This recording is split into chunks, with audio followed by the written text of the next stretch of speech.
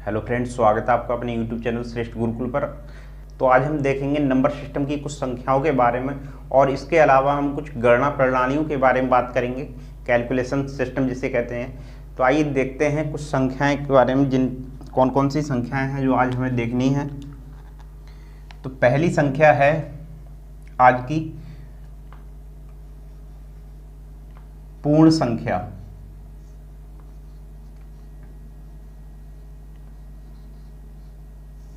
जिसे हम whole number भी बोलते हैं, होल नंबर।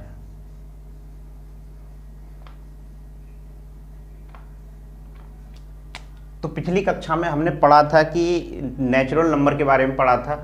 पहले हमने पॉजिटिव नंबर के बारे में पढ़ा था, जिसमें हमने देखा था कि जो पॉजिटिव नंबर होते हैं वो ही नेचुरल नंबर कहलाते हैं, यानी कि प्राकृतिक संख्याएं कहलाती हैं। तो हमने प्राकृतिक संख्याओं को देखा था कि एक से लेके अनंत तक की जितनी भी संख्याएं होती हैं वो प्राकृतिक संख्याएं कहलाती हैं। लेकिन अगर प्राकृतिक संख्याओं में हम जीरो को ऐड कर दें तो वो होल नंबर बन जाते हैं। तो आइए देखते हैं होल नंबर किसे कहते हैं। जब प्राकृतिक संख्याओं में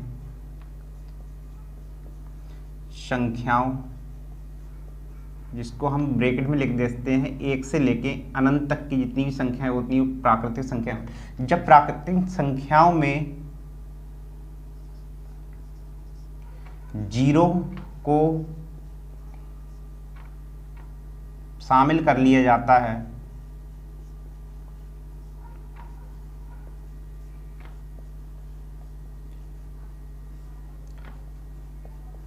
तो वो संख्याएं होल नंबर या पूर्ण संख्या कहलाती हैं।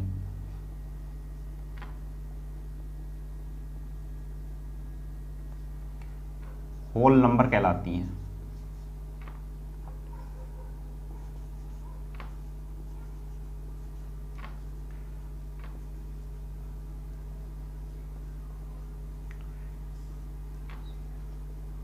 तो आपको समझ में आया होगा कि होल नंबर क्या कहलाते हैं, यानी कि जीरो से लेकर 1, 2, 3 डॉट डॉट डॉट डॉट अनंत तक की जितनी भी संख्याएं हैं वो क्या कहलाएंगी, होल नंबर कहलाएंगी।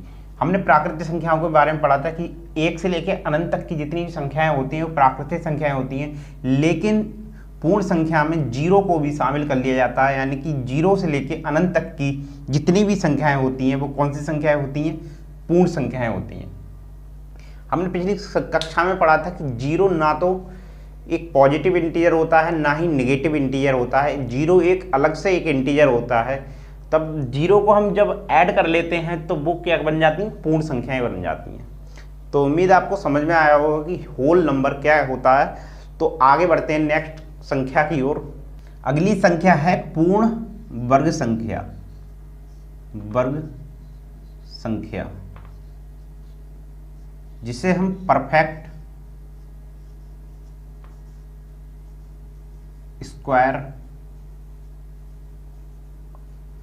नंबर भी बोलते हैं। परफेक्ट स्क्वायर नंबर और पूर्ण वर्ग संख्या क्या होती है, आइए समझते हैं पूर्ण वर्ग संख्या क्या होती है। पूर्ण वर्ग संख्या वह संख्या होती है जिसका हम वर्गमूल निकाल सकते हैं, वो संख्या क्या कहलाती है, पूर्ण वर्ग संख्या कहलाती है। जैसे कि 4, 16, 9, 25, 36 ये संख्याएं सभी पूर्ण वर्ग संख्याएं हैं। जब हम इनका वर्गमूल निकालते हैं, जब हम इनका वर्गमूल निकालेंगे तो ये 2 हो जाएगा, इसका निकलेगा 4 हो जाएगा, 3 हो जाएगा, 5 हो जाएगा और ये 6 हो जाएगा। तो पूर्ण वर्ग संख्याएं कौन सी संख्याएं कहलाती हैं, 4, 16, 9, 25, 36 ये संख्याएं सभी क्या कहलाती हैं, पूर्ण वर्ग संख्याएं कहलाती हैं। तो हमने देखा कि पूर्ण वर्ग संख्याएं क्या होती हैं, जिनका हम वर्गमूल निकाल सकते हैं वो संख्याएं सब क्या कहलाती हैं, पूर्ण वर्ग संख्याएं कहलाती हैं। तो उम्मीद है आपको समझ में आया होगा कि पूर्ण वर्ग संख्याएं क्या होती हैं। तो पूर्ण वर्ग संख्याएं वो होती हैं जिसका हम वर्गमूल निकाल सकते हैं। कौन कौन सी संख्याएं हो गई, तो पूर्ण वर्ग संख्याएं हो गई 4, 16, 9, 25 और 36। ये संख्याएं कौन सी संख्याएं हैं, पूर्ण वर्ग संख्याएं हैं। तो नेक्स्ट पॉइंट है हमारा कंटिन्यूस नंबर यानी कि क्रमागत संख्याएं। तो आइए जानते हैं क्रमागत संख्याएं कौन सी संख्याएं होती हैं। तो किन्हीं संख्याओं की वह सीरीज जिनके मध्य जो सर्वांतर होता है वो समान हो, वो संख्याएं कौन सी कहलाएंगी, क्रमागत संख्याएं कहलाती हैं। जैसे कि हम देखते हैं डेफिनेशन में एक बार और, किसी संख्याओं की सीरीज जिनके मध्य सर्वांतर समान हो वो संख्याएं क्या कहलाएंगी, क्रमागत संख्याएं कहलाएंगी। सर्वांतर क्या होता है आइए समझते हैं। ये सर्वांतर, ये पॉइंट है, ये क्या होता है। तो आइए देखते हैं सर्वांतर क्या होता है। जैसे संख्याएं की सीरीज लिखते हैं 1 2 3 4 5 ऐसे करके कोई संख्याओं की सीरीज लिखी हुई है। तो हम देख रहे हैं कि इन संख्याओं के बीच में जो डिफरेंस है सब में समान जा रहा है, यानी कि इसके बीच में डिफरेंस 1 है, इसके बीच में डिफरेंस 1 है, इसके बीच में भी डिफरेंस 1 है और इसके बीच में डिफरेंस 1 है। तो इसी डिफरेंस को सर्वांतर कहते हैं। तो हम इसी से हम परिभाषा निकालते हैं कि किसी संख्याओं की सीरीज जिसके मध्य सर्वांतर समान हो वो क्रमागत संख्याएं कहलाती हैं। तो हम देख रहे हैं कि यहाँ पर जो डिफरेंस है वो समान है, तो इसी को हम सर्वांतर कहते हैं, यानी कि सर्वांतर समान जा रहा है। तो ये संख्याएं कौन सी कहलाएंगी, क्रमागत संख्याएं कहलाएंगी। तो उम्मीद है आपको क्रमागत संख्याओं के बारे में समझ में आया होगा कि क्रमागत संख्याएं कौन सी होती हैं। आइए इसी से रिलेटेड दो संख्याओं की और बात करते हैं, जैसे सम क्रमागत संख्याएं और विषम क्रमागत संख्याएं। तो सम क्रमागत संख्याएं जिसे इवन कंटिन्यूस नंबर भी कहते हैं, क्या होती हैं। तो यहाँ पर हमने देखा था किसी संख्याओं की सीरीज जिसके मध्य सर्वांतर समान हो तो वो संख्याएं क्या कहलाती हैं, वो क्रमागत संख्याएं कहलाती हैं। और इनके मध्य जो सर्वांतर निकल रहा था वो 1 1 का निकल रहा था। लेकिन सम क्रमागत संख्याएं जिसे हम इवन कंटिन्यूस नंबर भी कहते हैं, उनकी शुरुआत जो होती है वो किसी सम संख्या से होती है। तो पहला पॉइंट लिख लीजिए कि इनकी शुरुआत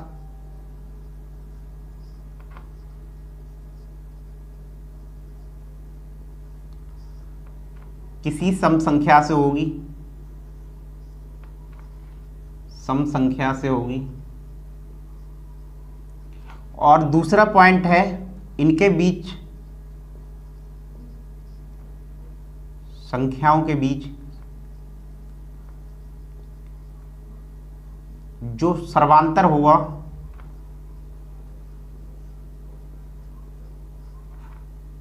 दो का होगा। और इनकी जो किसी संख्या की शुरुआत होगी वो सम संख्या से होगी, जैसे कि 0 2 4 6 इस तरीके से इनकी शुरुआत होगी। और इनकी संख्याओं के बीच जो सर्वांतर होगा वो 2 का होगा। तो आइए सम क्रमागत संख्याओं का फॉर्मूला देखते हैं कि n+2 दूसरा होगा, पहली संख्या n होगी, दूसरी संख्या n+2 होगी, n+4 क्योंकि हम 2 का सर्वांतर होता है इनके बीच में, तो अगली संख्या 2 और जुड़ जाएगी n+4। फिर अगली संख्या होगी n+6। इसी तरीके से संख्याएं बढ़ती जाएंगी, 2 बढ़ते जाएंगे। तो यहाँ पर n क्या है, सम संख्याएं हैं। n क्या है, किसी सम संख्या है। उम्मीद है आपको सम क्रमागत संख्याओं के बारे में समझ में आया होगा कि सम क्रमागत संख्याएं कौन सी होती हैं। तो सम क्रमागत संख्याएं वो होती हैं जिनकी शुरुआत किसी सम संख्या से होती है और उनके बीच का जो सर्वांतर होता है, सर्वांतर वो 2 होना चाहिए। तो वो सब संख्याएं कौन सी कहलाएंगी, इवन कंटिन्यूस नंबर यानी कि सम क्रमागत संख्याएं कहलाएंगी। इनका फॉर्मूला होता है n, n+2, n+4, n+6। अगली संख्या के बारे में बात करते हैं जिसका नाम है विषम क्रमागत संख्या। तो विषम क्रमागत संख्या जिसे हम ऑड कंटिन्यूस नंबर कहते हैं वो क्या होती है। तो सेम सम क्रमागत संख्या यानी कि इवन कंटिन्यूस नंबर की तरह है, बस इसमें डिफरेंस इतना है कि इनकी शुरुआत किसी सम संख्या से होती है और इसकी शुरुआत किसी विषम संख्या से होगी। तो इसकी शुरुआत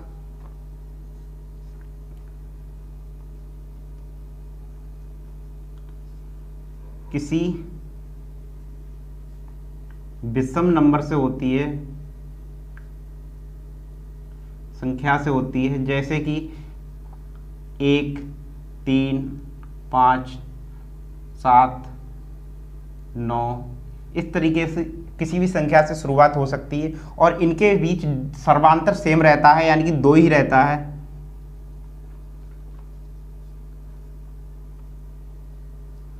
बीच सर्वांतर 2 होता है। सर्वांतर बराबर कितना होगा?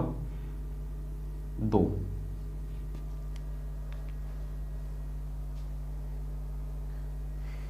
तो सेम समक्रमागत संख्याओं की तरह विषम क्रमागत संख्याएं हैं, इनमें बस इनकी शुरुआत सम से होती है और इनकी शुरुआत विषम से होती है। और फॉर्मूला भी, जो फॉर्मूला है वो भी सेम इसी की तरह है, जैसे n+2,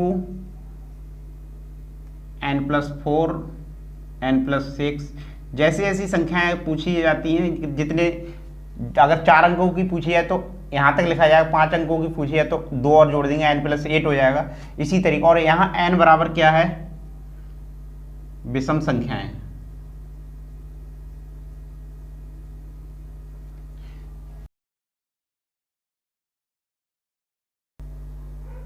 तो आइए बढ़ते हैं आगे कैलकुलेशन सिस्टम या गणन प्रणाली की ओर। तो क्या होता है कैलकुलेशन सिस्टम? तो आप देख सकते हैं यहाँ पर 2 तरीके की कैलकुलेशन सिस्टम लिखी गई है। एक तो है इंडियन कैलकुलेशन सिस्टम, दूसरा है इंटरनेशनल कैलकुलेशन सिस्टम, जिसे हम भारतीय गणन प्रणाली और अंतर्राष्ट्रीय गणन प्रणाली बोलते हैं। तो आप इन दोनों में देख सकते हैं, अभी मैं समझाता हूं कि इन दोनों में क्या डिफरेंस है।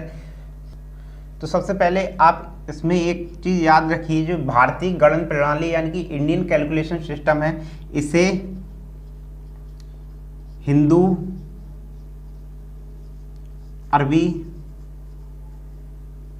गणन प्रणाली भी बोलते हैं।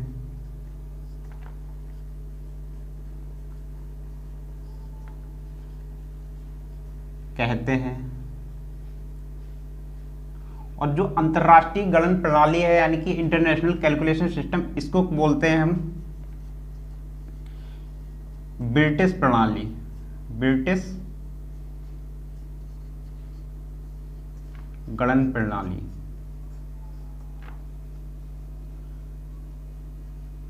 ये वाली विश्व में हर जगह प्रचलित है और ये वाली इंडिया में प्रचलित है। और अंतर्राष्ट्रीय गणन प्रणाली, जिसे इंटरनेशनल कैलकुलेशन सिस्टम कहते हैं, ये विश्व में हर जगह प्रचलित है, लेकिन भारतीय गणन प्रणाली केवल भारत के अंदर है।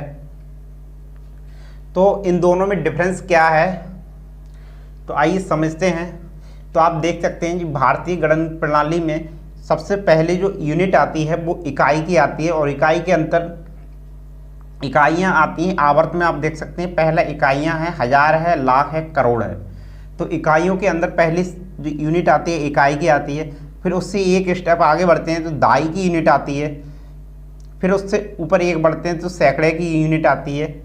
तो आप देख सकते हैं इकाई की यूनिट को हम घात में लिखते हैं तो 10 की पावर 0 यानी कि 1, और किसी भी संख्या की पावर अगर 0 कर देते हैं तो उसका मान 1 होता है। तो हम देख सकते हैं इकाई को हम घात के रूप में 10 की पावर 0 लिखते हैं, यानी कि उसका मान होता है 1। तो इकाई को 1, दहाई को 10, सैकड़ा 100।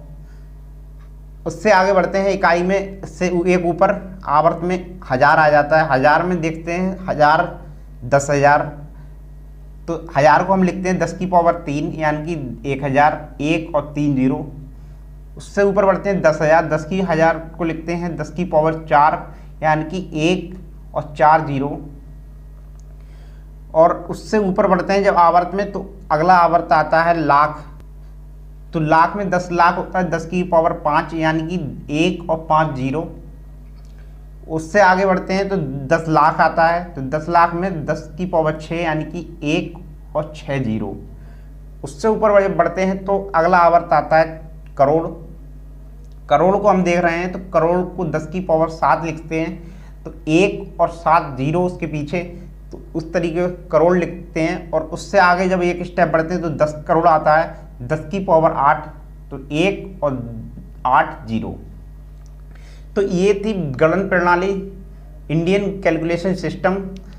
तो हम देख रहे हैं इसमें पहला जो स्टेप बढ़ा था आवर्त में इकाई, तो पहले में 3, जो इकाई का जो आवर्त है वो 3 उससे बना हुआ है, इकाई, दहाई, सैकड़ा। लेकिन जब ऊपर अगला आवर्त आता है 1000 तो वो 2 स्टेप बढ़ता है, 1000, 10,000, 1000 से ऊपर जब लाख जाते हैं तो लाख भी 2 स्टेप बढ़ता है, लाख, 10 लाख, जब करोड़ जाते हैं तो करोड़ में भी करोड़, 10 करोड़। तो जब हम कोई संख्या लिखते हैं जैसे कि 23, 56, 35, तो जब हम कोई संख्या लिखते हैं तो हम देखते हैं कि जब इकाई में हमने देखा 3 स्टेप बढ़ना पड़ा तो हम 3 स्टेप के बाद क्या करेंगे, कॉमा लगा देते हैं। फिर उसके बाद हम देखते हैं 1000 में 2 स्टेप बढ़ना पड़ता है तो उसके बाद 2 के बाद कॉमा लगता है। फिर उसके बाद लाख में भी 2 स्टेप बढ़ते हैं तो यानी कि लाख के बाद भी 2 कॉमा लगता है। तो कॉमा लगाने का सिस्टम यही होता है कि इकाई में हम 3 स्टेप बढ़ते हैं, 1000 में 2 स्टेप, लाख में 2 स्टेप, करोड़ में 2 स्टेप। तो हम इसको पढ़ने का जब तरीका होगा तो क्या होगा, 23,56,35,264 लिख देता हूं इसको। 23 करोड़ 56 लाख 35,000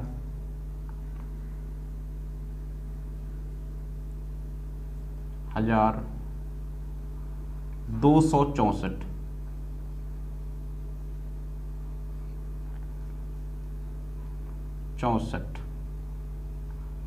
तो इसको लिखने का तरीका ये होता है कि पहले हम 3 के बाद कॉमा लगाते हैं, फिर 2 के बाद, फिर 2 के बाद, इस तरीके से हम आगे बढ़ते जाते हैं।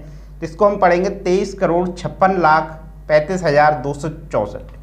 इसमें भी यही ऐसे ऐसे कॉमा लगेगा।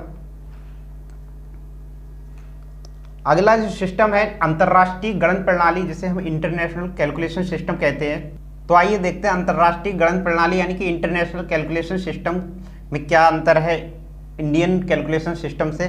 तो सबसे पहले हमने देखा इकाई, इसमें भी इकाई आया था, इसमें भी पहला है इकाई। तो इकाई में सबसे पहले कौन सी वो आती है, यूनिट, इकाई, जिसे हम 10 की पावर 0 1 लिखते हैं। अगली स्टेप बढ़ते हैं तो दहाई 10 की पावर 1 यानी कि 10। इससे आगे बढ़ते हैं तो सैकड़ा 10 की पावर 2 यानी कि 100। इकाई के बाद आता है अगला आवर्त 1000 का। तो 1000 में हम देख रहे हैं 10 की पावर 3 1000। उससे ऊपर बढ़ रहे हैं तो 10,000 यानी कि 10 की पावर 4 10,000। उससे ऊपर बढ़ रहे हैं यानी कि 100,000। तो यहाँ पर हम देख सकते हैं इंडियन कैलकुलेशन सिस्टम से यहाँ पर अंतर आ रहा है। यहाँ पर केवल 2 स्टेप बढ़े थे तो 1000 तक, 1000 10,000, लेकिन यहाँ पर 1000 10,000 100,000। यही अंतर है इंटरनेशनल सिस्टम में और इंडियन कैलकुलेशन सिस्टम में। तो यहाँ पर 100,000 बढ़ रहे हैं, 10 की पावर 5 यानी कि 1 लाख। 100,000 को हम यहाँ पर 100,000 पढ़ेंगे, यहाँ पे पढ़ेंगे 1 लाख। इससे 1000 का अगला आवर्त बढ़ेंगे तो मिलियन में आता है। तो मिलियन यानी कि 10 की पावर 6 यानी कि 10 लाख।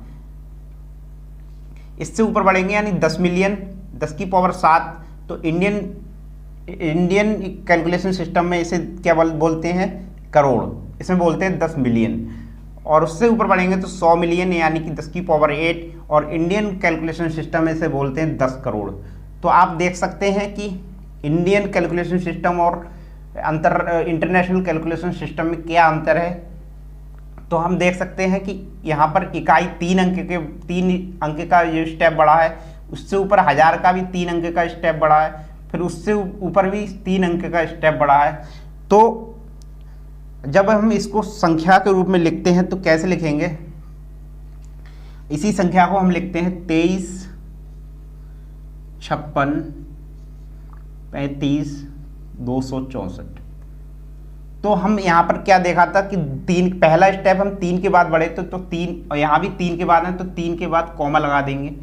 फिर इसमें क्या था, 2 बढ़े थे तो 2 के बाद कॉमा लगाया था, लेकिन यहाँ पर 3 के बाद बढ़ रहे हैं तो यानी कि 3 के बाद कॉमा लगाएंगे। फिर उसके बाद हम देख रहे हैं कि यहाँ पर फिर 3 के बाद, तो यहाँ पे फिर 3 के बाद लग जाएगा।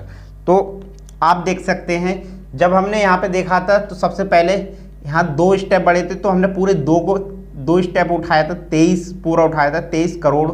फिर दूसरा देखा था 56, पूरा 56 उठाया था, 56 लाख।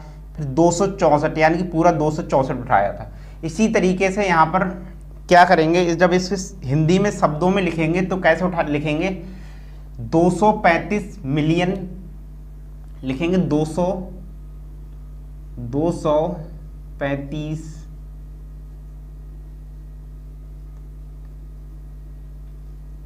मिलियन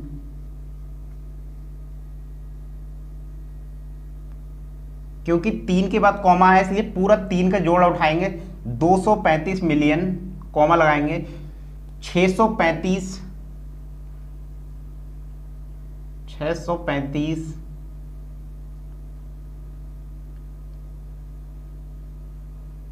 हजार और 264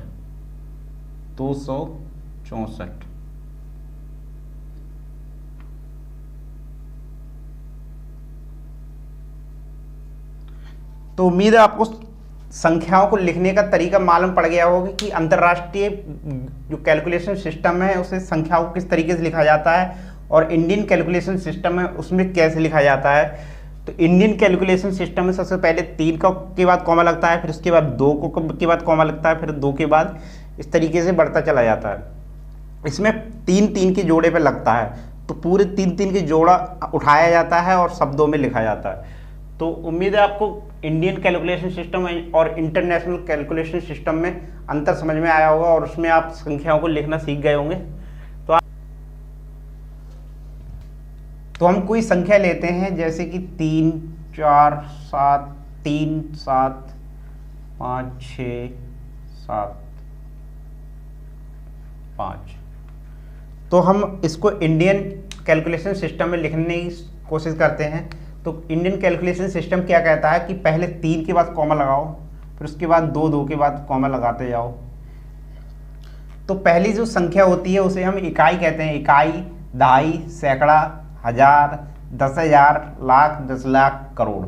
तो हम इसको शब्दों में लिखने की कोशिश करते हैं। शब्दों में कैसे लिखा जाएगा, 3 करोड़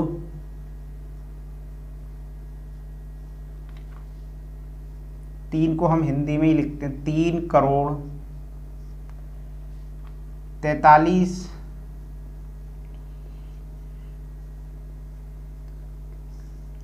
लाख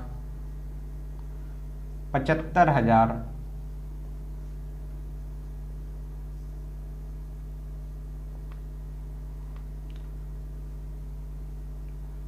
75,000 675 675।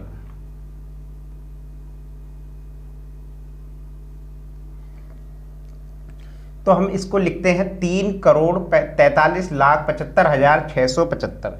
इसमें भी उसी तरह कॉमा लगा दीजिए 675 के बाद और 75,000 के बाद 43 लाख के बाद। तो उम्मीद है आपको संख्याओं को शब्दों में लिखना आपको पता लग गया होगा किस तरीके से संख्याओं को लिखा जाता है। तो आइए आगे बढ़ते हैं।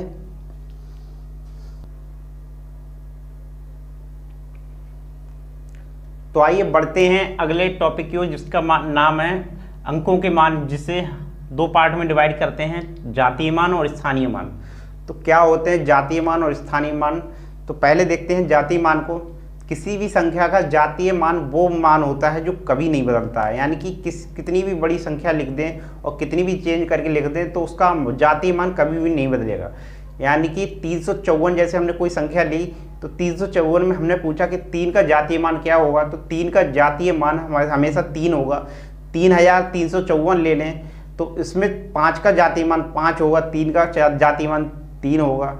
तो इसमें जातीय मान वह संख्या होती है जो कभी भी नहीं बदलती है। लेकिन स्थानीय मान में क्या होता है कि वो अपने स्थान के ऊपर डिपेंड करती है, जिस स्थान पर वह अंक बैठ जाता है उसका स्थानीय मान बदल जाता है। अगर 1000 पर बैठ जाएगा तो 1000 हो जाएगा, 10 इकाई पे बैठ जाएगा तो इकाई हो जाएगा, दहाई पे बैठ जाएगा तो दहाई हो जाएगा। आइए समझते हैं। जैसे कि कोई संख्या हम लिखते हैं 1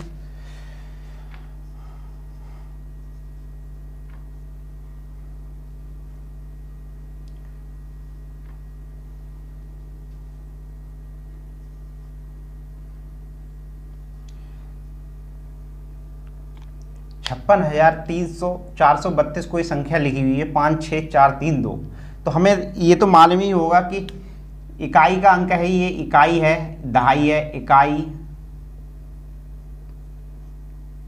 जो दहाई है ये सैकड़ा होता है, हजार होता है, 10,000 होता है।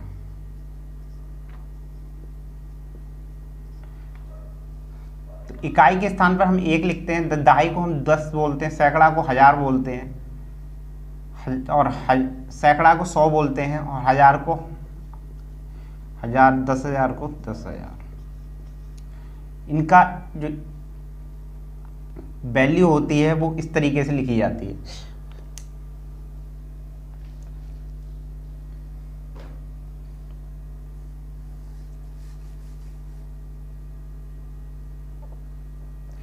तो 56,432 संख्या का हम अगर जाति मान पूछें कि इसका जाति मान क्या होगा, 2 का जाति मान क्या होगा, तो 2 का जाति मान होगा 2 होगा। 3 का जाति मान क्या होगा, 3 का जाति मान 3 होगा। 4 का जाति मान क्या होगा, 4 का जाति मान 4 होगा। 6 का जाति मान क्या होगा, 6 होगा। और 5 का जाति मान क्या होगा, 5 होगा। तो इस संख्या में जिस अंक का जाति मान पूछ रहे हैं तो वो ही अंक उसका जाति मान कहलाता है। तो जाति मान कभी भी नहीं बदलता है। अगर हम इस संख्या को छोटा कर दें, जैसे कि इस संख्या को हम छोटा कर देते हैं, 534 कर देते हैं, तो 5 का जाति मान क्या होगा, तो 5 का जाति मान यहाँ भी 5 होगा, 3 का 3 होगा, 4 का 4 होगा। तो जाति मान कभी भी नहीं बदलता है, ये आप याद रखें। लेकिन जब बात आती है स्थानीय मान की,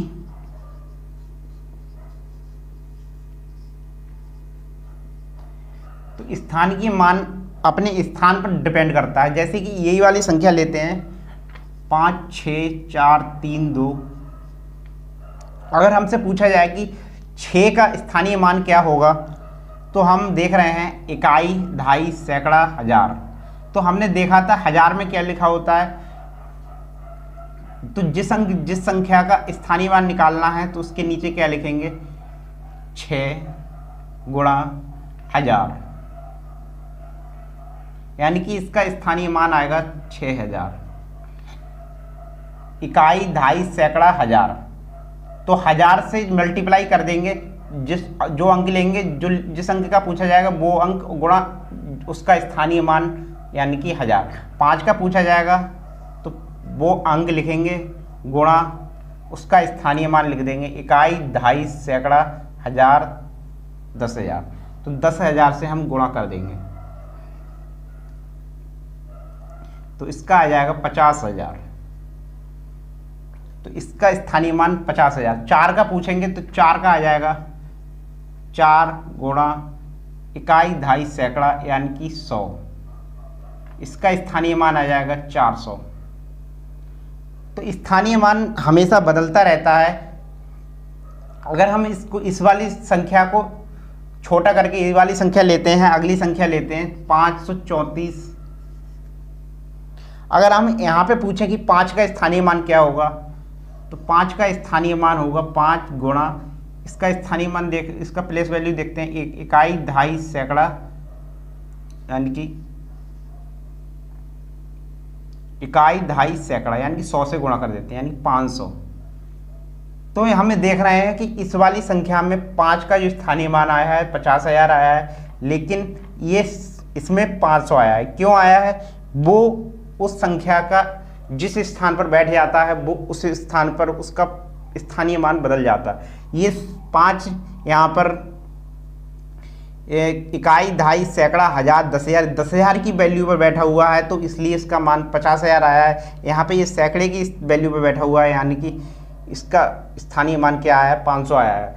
तो उम्मीद है आपको अंकों के मान, जाति मान और स्थानीय मान में अंतर समझ में आया होगा कि स्थानीय मान किसी भी संख्या जिस स्थान पर बैठे आता है वह उस स्थान पर चेंज होता रहता है, यानी कि वो कभी भी समान नहीं होता है, लेकिन जो जाति मान है वो हर स्थिति में समान रहता है। तो उम्मीद है आपको समझ में आया होगा। तो हम आज का सेशन यहीं पर रखते हैं, नेक्स्ट वीडियो में आगे का नंबर सिस्टम पढ़ेंगे। तब तक के लिए धन्यवाद। और अगर वीडियो आपको अच्छी लगी हो तो इसको लाइक करें, शेयर करें और चैनल को सब्सक्राइब करना ना भूलें। थैंक यू, धन्यवाद।